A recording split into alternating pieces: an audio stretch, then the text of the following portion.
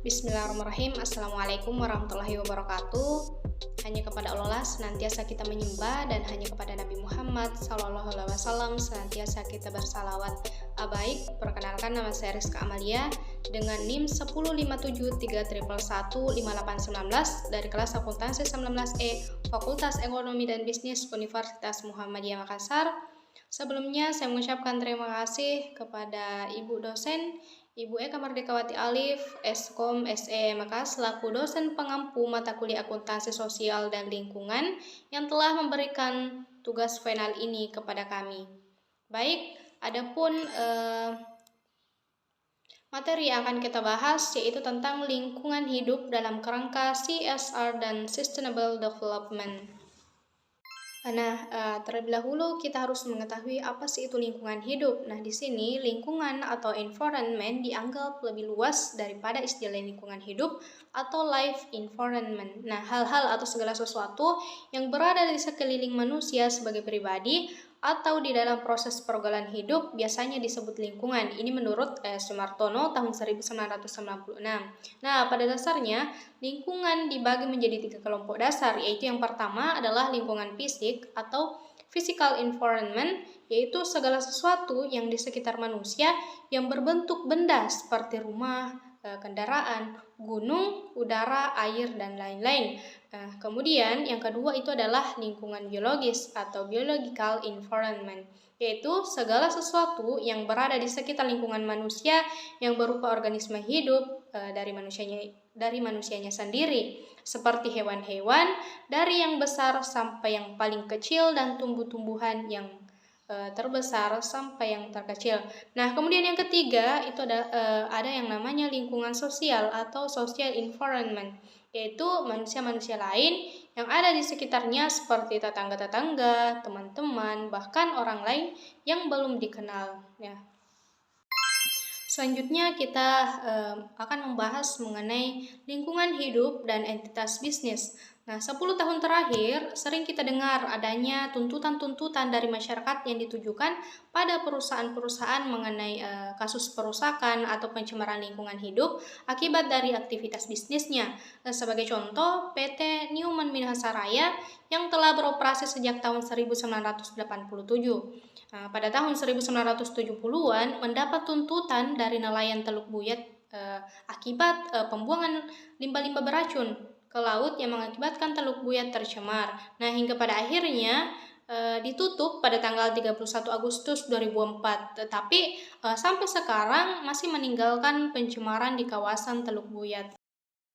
Nah, contoh yang lainnya kita bisa melihat pada PT Lapindo Berantas Ins. Sedari tanggal 29 Mei 2006, semburan lumpur Lapindo tak kunjung selesai. Terlebih sejak tahun 2004 sampai 2006, kontribusi LBI untuk pendapatan asli daerah Kabupaten Sidoarjo ini tidak signifikan, ya. Dapat disebut 1,1 miliar pada tahun 2004, 45 juta pada tahun 2005, dan 0 rupiah pada tahun 2006.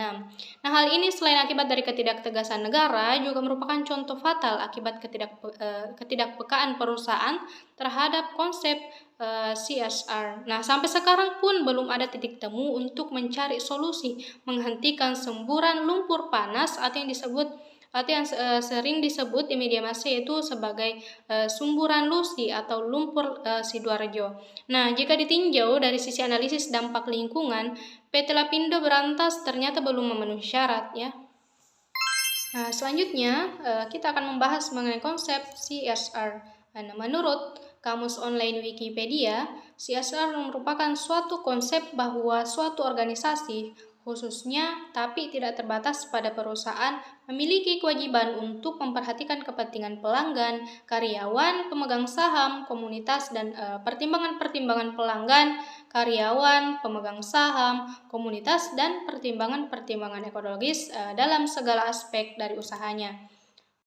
Nah, di layar teman-teman bisa kita lihat bahwa the International Organization of Employers telah mendefinisikan CSR itu. Nah, dari definisi tersebut dapat disimpulkan bahwa CSR merupakan tindakan perusahaan yang bersifat sukarela dan melampaui kewajiban hukum terhadap peraturan perundang-undangan negara.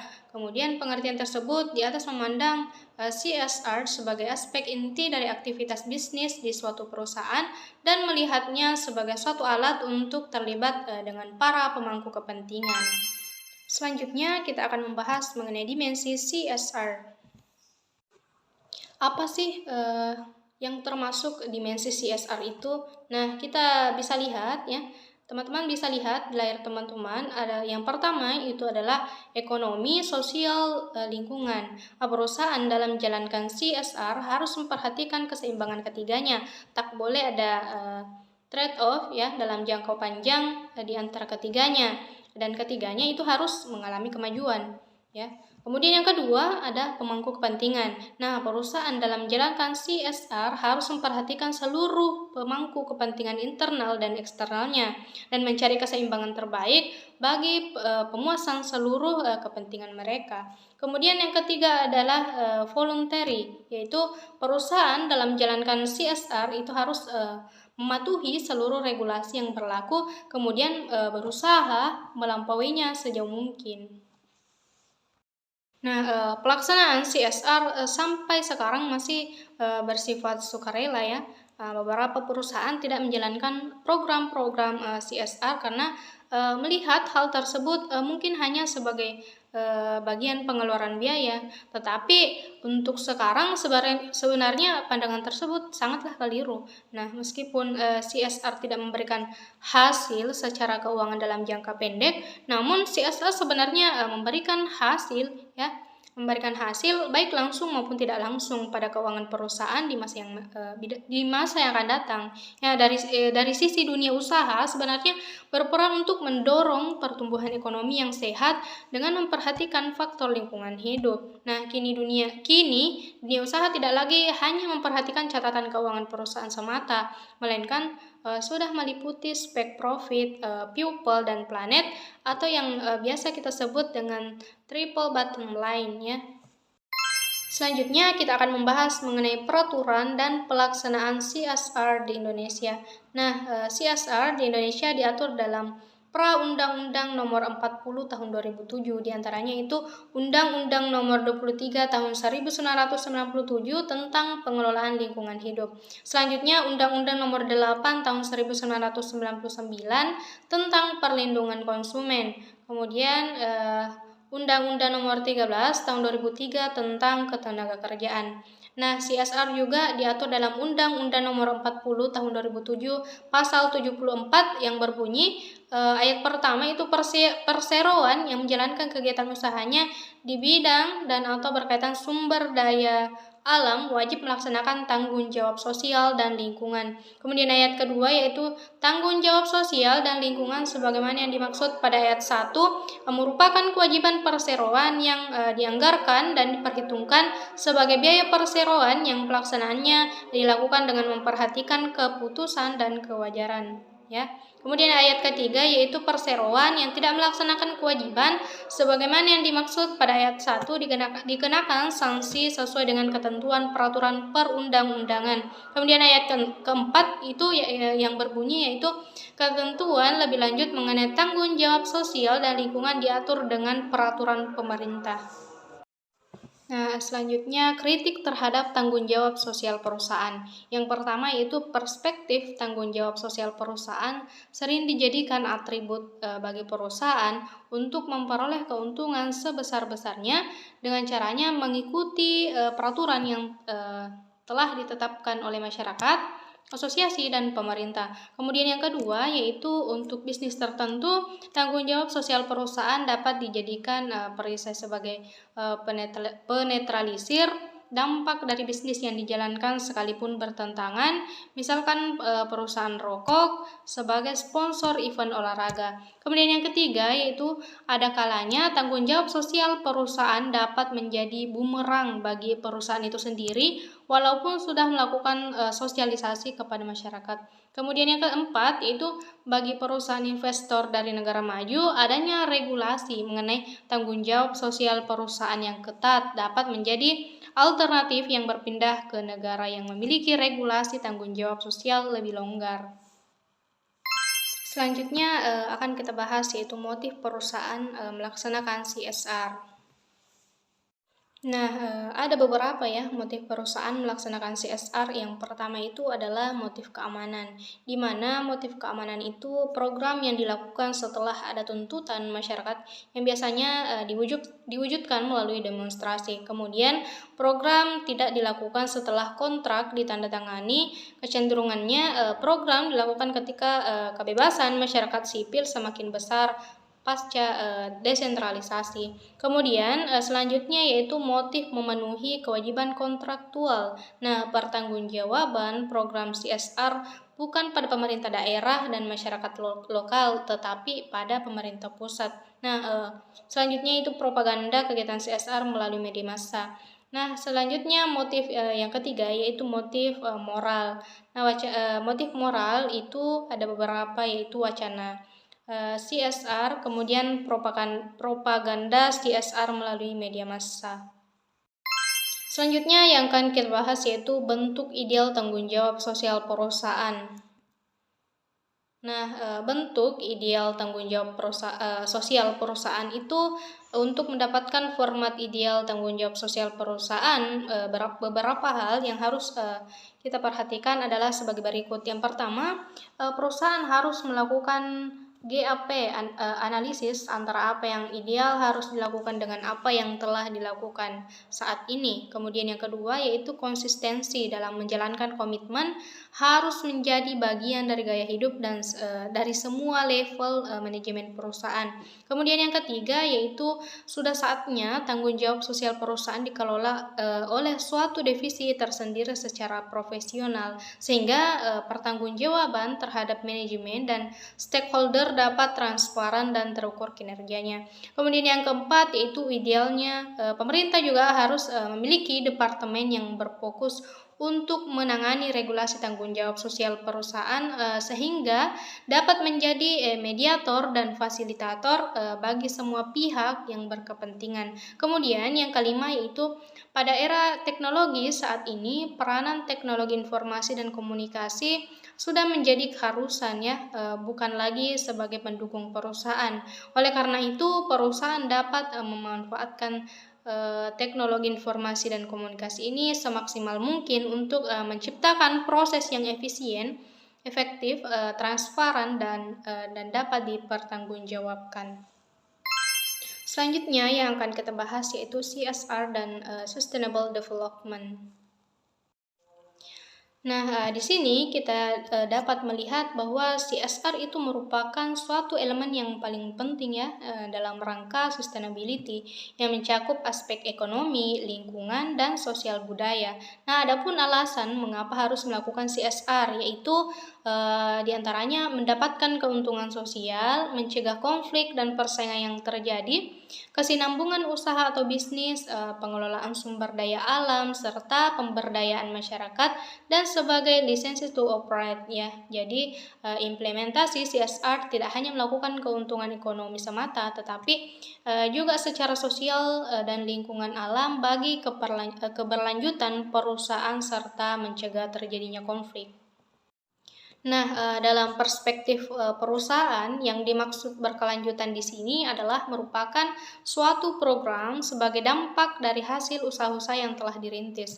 Nah, ada 5 faktor sehingga konsep keberlanjutan menjadi penting, yaitu yang pertama adalah ketersediaan dana, kemudian yang kedua yaitu misi lingkungan, kemudian yang ketiga adalah tanggung jawab sosial, yang keempat adalah implementasi dalam kebijakan, itu masyarakat, korporasi, dan pemerintah. Kemudian yang kelima yaitu mempunyai nilai keuntungan atau manfaat. Selanjutnya yaitu implementasi konsep sustainable development dalam program CSR. Nah, masih banyak perusahaan-perusahaan yang tidak mau menjalankan program-program CSR karena melihat hal tersebut hanya sebagai pengeluaran biaya CSR memang tidak memberikan hasil secara keuangan dalam jangka pendek, namun CSR akan memberikan hasil baik langsung maupun tidak langsung pada keuangan perusahaan yang di masa yang akan datang. Nah, apabila perusahaan melakukan program-program CSR, dapat diharapkan keberlanjutan perusahaan akan terjamin dengan baik. Oleh karena itu, program-program CSR lebih tepat apabila digolongkan sebagai investasi dan harus menjadi strategi bisnis dari suatu perusahaan. Dengan masuknya program CSR sebagai bagian dari strategi bisnis, maka akan lebih mudah bagi unit-unit usaha yang berada dalam suatu perusahaan untuk mengimplementasikan rencana kegiatan dari program CSR yang dirancangnya. Dilihat dari sisi pertanggungjawaban keuangan Dilihat dari sisi pertanggungjawaban keuangan atas setiap investasi yang dikeluarkan dari program CSR menjadi lebih jelas dan tegas, sehingga pada akhirnya keberlanjutan yang diharapkan akan dapat terimplementasi berdasarkan harapan semua stakeholder, ya. Nah, mengapa sih program CSR harus sustainable? Nah, kita lihat bahwa program CSR baru dapat menjadi keberlanjutan apabila program yang dibuat oleh suatu perusahaan benar-benar merupakan komitmen bersama dari segenap unsur yang ada di dalam perusahaan itu sendiri. Tentunya, tanpa adanya komitmen bersama dari segenap unsur dan dukungan dengan penuh antusias dari karyawan akan menjadikan program-program tersebut bagaikan program penebusan dosa dari pemegang saham belaka. Nah, dengan melibatkan karyawan secara insentif, maka nilai dari program-program tersebut akan memberikan arti tersendiri yang sangat besar bagi perusahaan. Melakukan program CSR yang berkelanjutan akan memberikan dampak positif dan manfaat yang lebih besar, baik perusahaan itu sendiri maupun para stakeholder yang terkait. Program CSR yang berkelanjutan diharapkan akan dapat membentuk atau menciptakan kehidupan masyarakat yang lebih sejahtera dan mandiri. Nah, setiap kegiatan tersebut akan melibatkan semangat sinergi dari semua pihak secara terus-menerus membangun dan menciptakan kesejahteraan, dan pada akhirnya akan tercipta kemandirian dari masyarakat yang terlibat dalam program tersebut. Selanjutnya kita akan membahas mengenai contoh kasus. Nah, di sini kasus CSR pada PT Garuda Indonesia. Nah, di layar teman-teman kita bisa melihat bahwa Kementerian BUMN akan mendalami laporan dugaan penyelewengan dana corporate social responsibility pada PT Garuda Indonesia Tbk. Pasalnya dana tersebut mencapai 50 juta rupiah. Nah, ada beberapa fakta yang membenarkan penyelewengan dana CSR Garuda Indonesia. Nah, berikut adalah beberapa faktanya. Yang pertama yaitu diselewengkan untuk pemilihan Ketua IKG 2019 Kementerian BUMN menerima laporan dari masyarakat adanya bukti transfer aliran dana CSR yang mengalir ke rekening Ikatan Awak Kabin Garuda Indonesia. Dana tersebut ditransfer pada bulan September 2019. Kemudian yang kedua, pencopotan jabatan kepada pihak yang bertanggung jawab pada dana CSR menurut Menteri BUMN. Sanksi administratif yang dimaksud berupa pencopotan jabatan kepada pihak yang bertanggung jawab pada dana CSR. Sebenarnya, urusan pengelolaan dana CSR merupakan tanggung jawab Vice President Corporate Secretary. Ya. Kemudian yang ketiga, seharusnya digunakan untuk kepentingan eksternal perusahaan yang bermanfaat. Seharusnya dana CSR diperuntukkan untuk kepentingan luar perusahaan yang bermanfaat, seperti CSR khusus pendidikan ataupun lingkungan. Nah, sementara untuk dana internal perusahaan termasuk serikat pekerja, biasanya ada alokasi khusus yang disiapkan oleh perusahaan. Kemudian yang keempat yaitu pengawasan yang kurang pada dana CSR. Nah, pemerintah ingin mengupayakan agar sistem bisa mengawasi penggunaan dana CSR BUMN agar lebih transparan dan bisa dipertanggungjawabkan. Selanjutnya kita masuk ke tahap penyelesaian masalah. Nah, dalam kasus ini, Maskapai Garuda Indonesia melakukan tindakan tegas terkait adanya penyelewengan dana CSR yang telah dianggarkan. Pihak maskapai memberikan sanksi berupa penyopotan jabatan pada pihak-pihak yang terkait dengan adanya penyelewengan dana CSR. Nah, menurut kami, hal tersebut merupakan hal yang paling tepat karena dengan melakukan hal tersebut maka dapat mengurangi orang-orang yang tidak bertanggung jawab atas amanah yang telah diberikan oleh maskapai dan dapat memberikan pelajaran pada semua orang bahwa hal penyelewengan itu merupakan hal yang salah besar ya. Saya kira itu yang dapat saya sampaikan. Saya akhiri dengan ucapan billahi fisabilil haq fastabiqul khairat. Assalamualaikum warahmatullahi wabarakatuh.